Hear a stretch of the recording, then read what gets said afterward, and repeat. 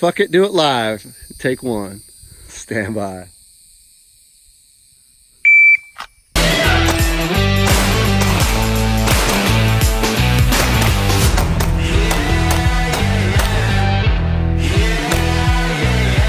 Hey guys, what's going on? My name is Alex. I know you came here for the title of the video, MK18 and the Riflespeed Gas Control. Alright, first I want to talk a little bit about how I even came to the Riflespeed and why I even want to do the Riflespeed on a Mark 18. And that's what I consider the nicest shooting AR that I have shot. Alright, and that's going to be any decent manufacturer, mid-length gas system with an H3 buffer. This particular upper probably has, I don't know, over 30,000 rounds through it. Okay, I've replaced a bunch of parts in this thing, and it needs a new barrel. Anyways, with that out of the way, we're going to jump into the Mark 18 and the Riflespeed gas block. Alright guys, so the reason I chose the Riflespeed gas block, I've had 2 gas blocks walk off this upper already. The first one being just generic brand X gas block. The second one was this one. Whatever adjustable gas block this one is, if you find it, I mean, that's what it is. All right, it's great. I love the tune that I got from that gas block. It walked off and I was ready for a different one. So after the second one walked off, I put this Geisley gas block on it. And I'm sure the Geisley gas block's great, but I had forgotten about Riflespeed when I got the Geisley. Okay, nothing happened to the Geisley. I shot at maybe 200-300 rounds. Okay, so then I went with the Riflespeed gas block, and I went ahead and got it pinned at a gunsmith close to me. Did a great job. The Riflespeed gas block, just to go over it a little bit, this is RS7524. Okay, I think it's the shortest one that they make. If you go on their website and plug in, you know, your barrel length and your rail length, they'll give you, you know, tell you which one they recommend. All right, I did that. I knew I was going to be cutting it close for clearance on the RIS2 rail, but we'll talk about that later. Okay, as far as the gas block goes, they have several different plungers, and the plungers are right here. Okay, right between the gas block and this ring. All right, and those plungers, this would be the most gas to the least gas. All right, so the shortest to longest, and that controls your gas flow through your tube. All right, it comes installed with the .917 plunger. Okay, it also has packaged the 887 plunger. So if I needed more gas, which I'm pretty sure I'm not going to, I'll have to get this one. If I need less gas, which is a possibility, I might have to order another plunger. But anyways, yeah, this thing's pretty cool if you haven't seen them. It's got 12 gas settings, 12 being the most gas and 1 being the least gas. So we are going to shoot this and tune it together if you guys want to watch that. Like I said earlier in the video when I was talking about the 14.5, I'm trying to chase the felt recoil of the 14.5. I know it's 5.56, whatever, doesn't have a lot of recoil. Okay, I like the way that gun feels. I'm trying to make this one feel the same way, if possible. So, just so you guys know, we'll do an overview real quick. We'll start at the front. Surefire flash hider. Okay, obviously the Riflespeed gas block. Got to have a straight tube for that. You can't have a regular tube. RIS2 rail. This is a 10.5-inch Roscoe barrel. I think that's something of note. I do not believe a 10.3-inch barrel would work in this setup. Unity riser, EXPS3, arrow upper, if I didn't say that, blah, blah, blah. The rest of this stuff doesn't matter. For a lower, I've got an H3 buffer in here, standard carbine buffer spring. All right, with that out of the way, we're gonna step outside and shoot this thing, and you guys can go through the tune with me. All right, guys, we stepped outside. We're gonna shoot the 14.5 first, both suppressed and unsuppressed. We'll just do 5 rounds apiece, just for a comparison.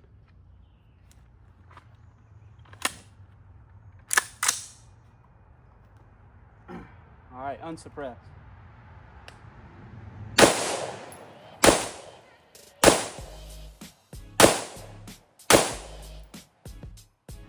All right, guys, that was 5 shots unsuppressed. They had good ejection on it. Rifle felt soft. It was about 3:30, 4 o'clock, right where it should be. All right, we're gonna throw the can on and take 5 more shots. All right, 5 shots suppressed.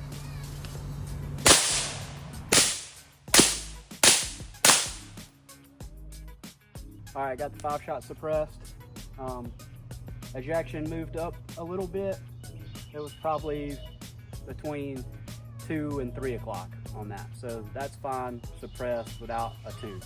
And that's not that bad.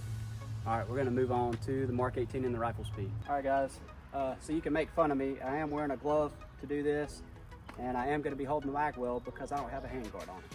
All right, we'll talk about why later. All right, we're gonna start at unsuppressed, setting 1. This should be the least amount of gas getting into the system from this plunger. All right, we're just gonna note the ejection.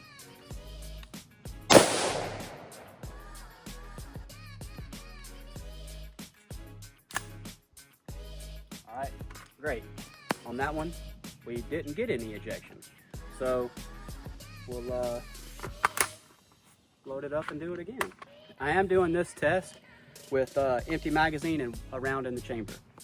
So we are gonna step it up to unsuppressed setting 2.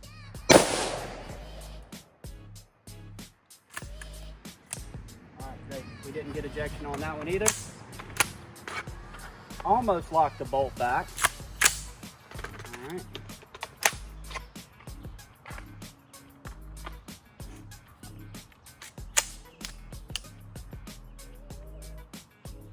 All right, we're gonna go to setting 3.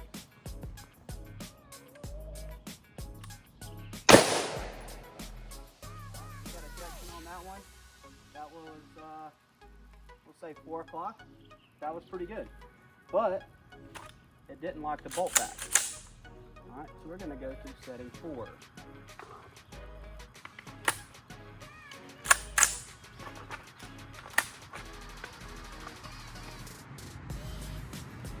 All right, on setting 4.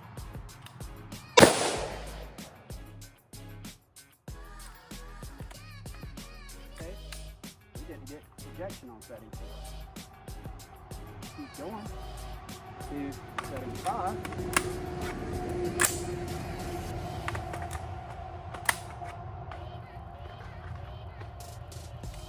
All right, setting 5.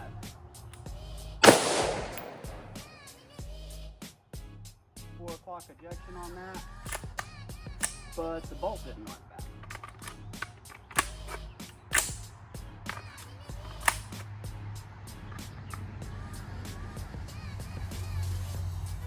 All right, setting 6. Had good ejection on that one. Still not getting bolt locked. All right, setting 7. All right, I felt it locked back on that one. We got good 4 o'clock ejection on setting 7. So 7 seems to be when it started working properly with my setup. All right.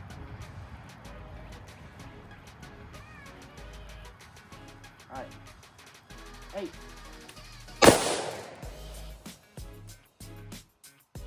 Good ejection on that. It's about 4 o'clock.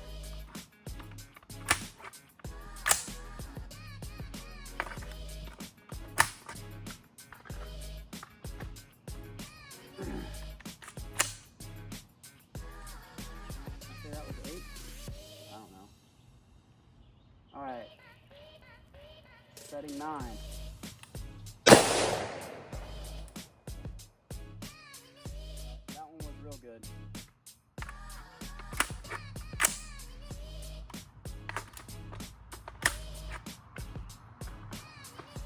Alright, moving on to setting 10.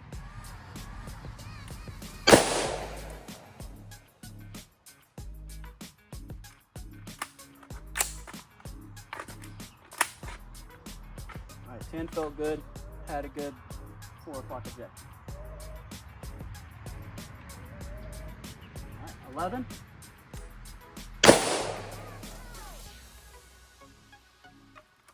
Was good. Bolt lock back.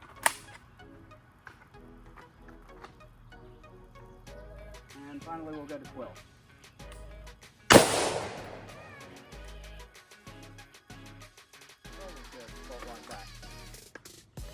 All right, we'll throw the suppressor on it and do it all again.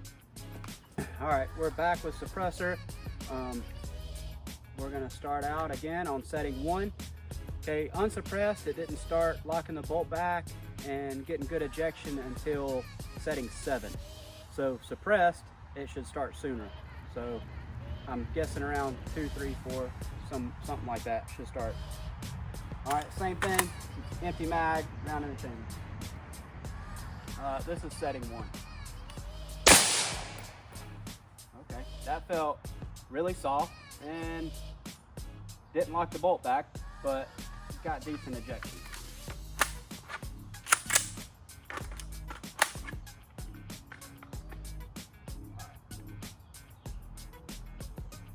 Setting 2. That was really soft too. Good ejection, didn't lock the bolt back.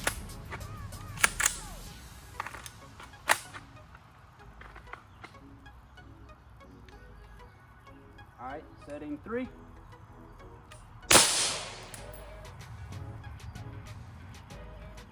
Setting 3, it locked the bolt back, good ejection.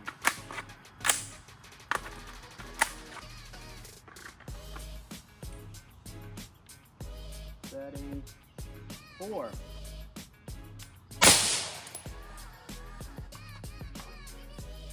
Good ejection.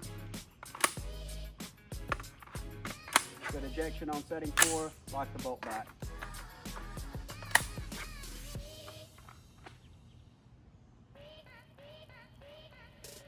Five. All right, 5, ejection started coming back around to like 230.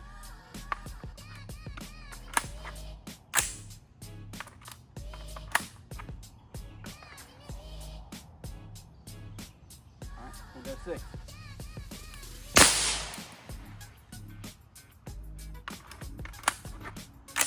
That was about 3 o'clock ejection for setting 6. We'll go 7. 230 ejection on setting 7.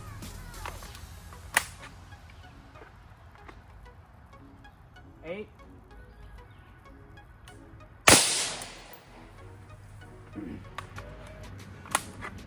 About 130 on 8.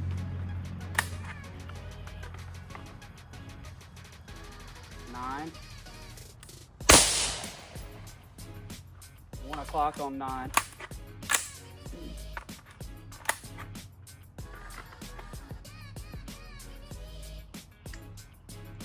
10. 2 o'clock. Starting to get gassy. All right.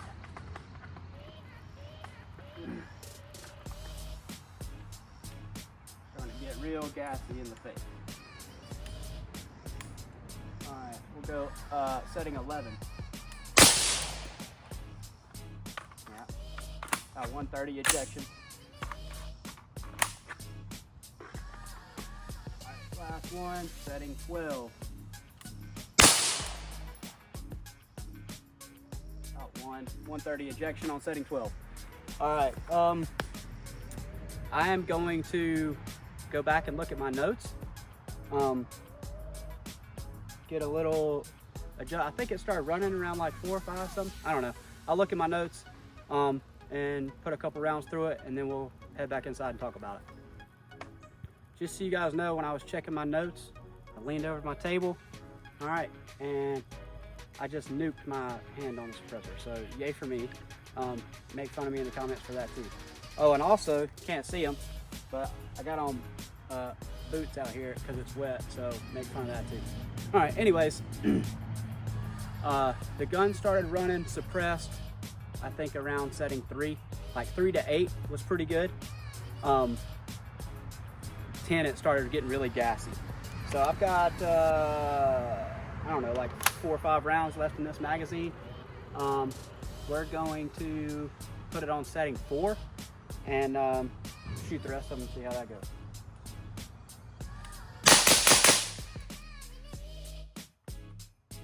All right, that was good.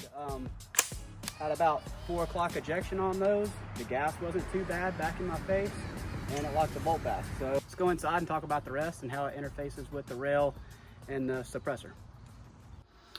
All right, guys, we're back inside after doing the testing. Gonna get ready to put the rail on. So anyway, let's go over the Mark 18 rail, the RIS2. All right, on Daniel Defense's website, it states that it's a 9.55 inch rail.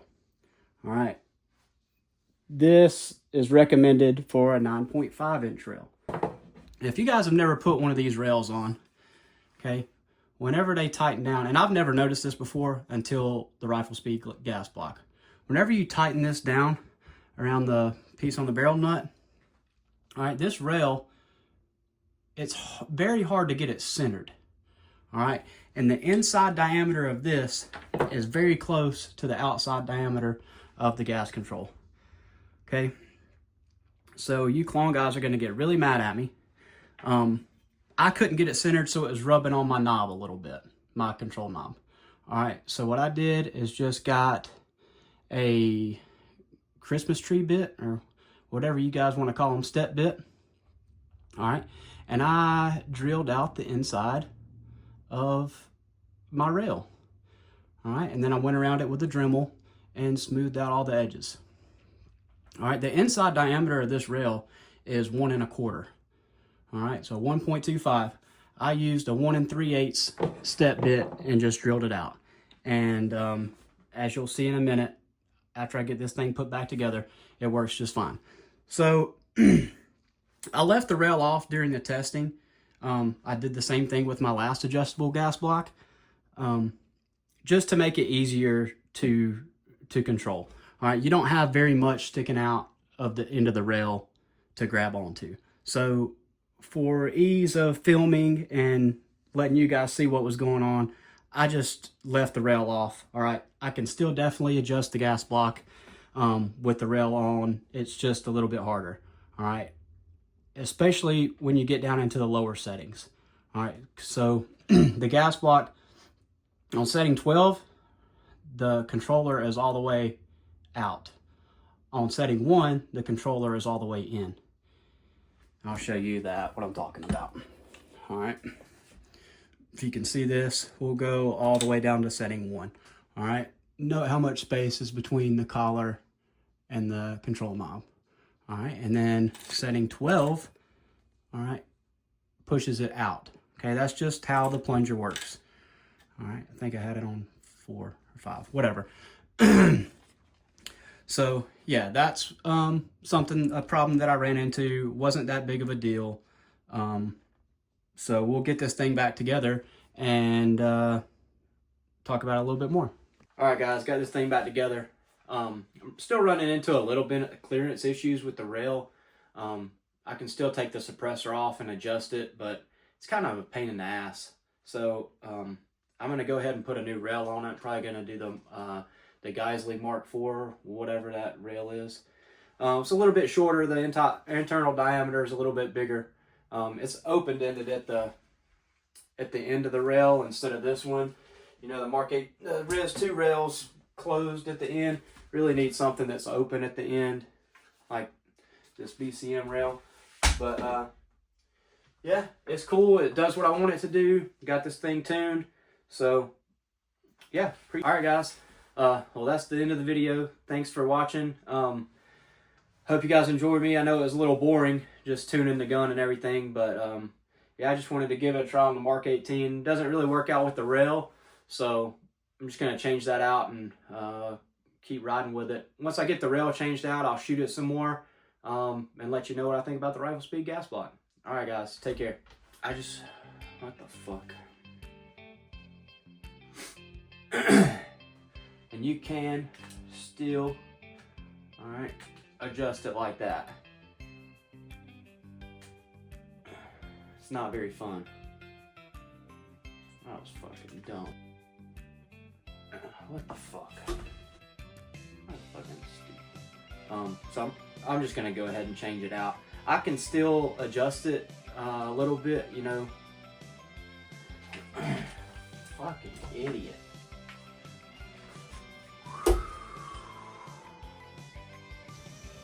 Shooter ready. Ready. Stand by. Attack the Yep. Stand by. God. Hey, you got to take the safety off, dumbass. Sniper.